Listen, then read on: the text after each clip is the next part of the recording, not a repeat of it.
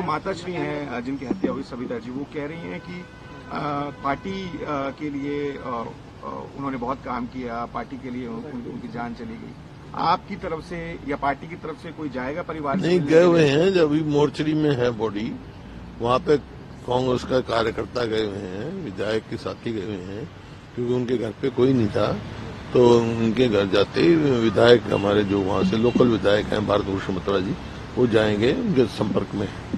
Sir, madam का ये भी कहना है, क्योंकि पार्टी वो कह रही है कि मेरी बेटी जो है 10 सालों से पार्टी से जुड़ी हुई थी, और क्योंकि वो जल्दी आगे बढ़ रही थी तो एक जलन भी थी पार्टी के अंदर, और उन्होंने कहा कि हमने हुड्डा परिवार में सुबह फोन भी किया, शायद तो उठा नहीं पाए। तो नहीं, आपको लगता है मेरे पास तो कोई टेलीफोन नहीं आया, लेकिन वहाँ करते हमारे कार्यकर्ता जब भी संपर्क में गए थे वो वही है। तो कोई भी अंदरूनी रंजिश की खबर आपको सर नहीं पता लगी थी इस बारे में? जो भी नहीं, कॉम्प्रोमाइज के बारे में बोला नहीं, अब तो मैं कह रहा हूँ पूरे उसमें कर रहे हैं ना, पूरी जांच होगी, मतलब जांच की मांग की है, और दोषी को कड़ी से कड़ी सजा मिले, पार्टी का है या पार्टी से बाहर है या और कोई कारण हो तो जांच में पता लगेगा।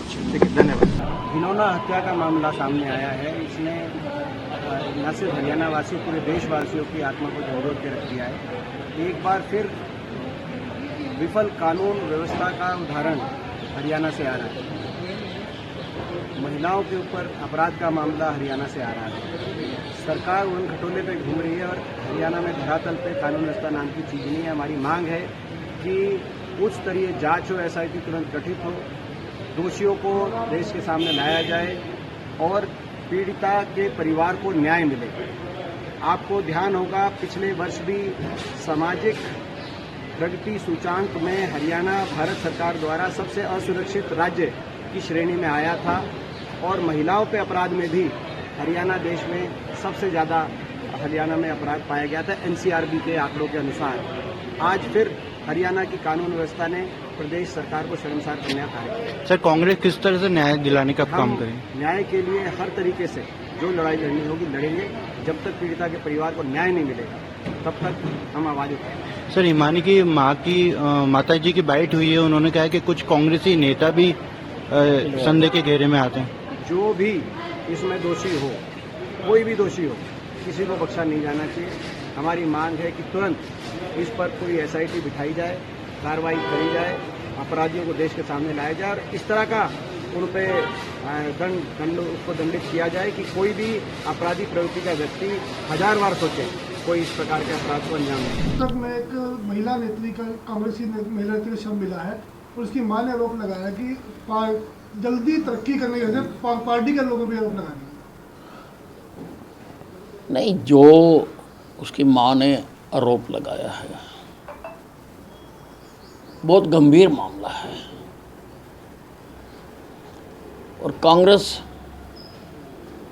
के लोग पहले भी ऐसे करते रहे हैं।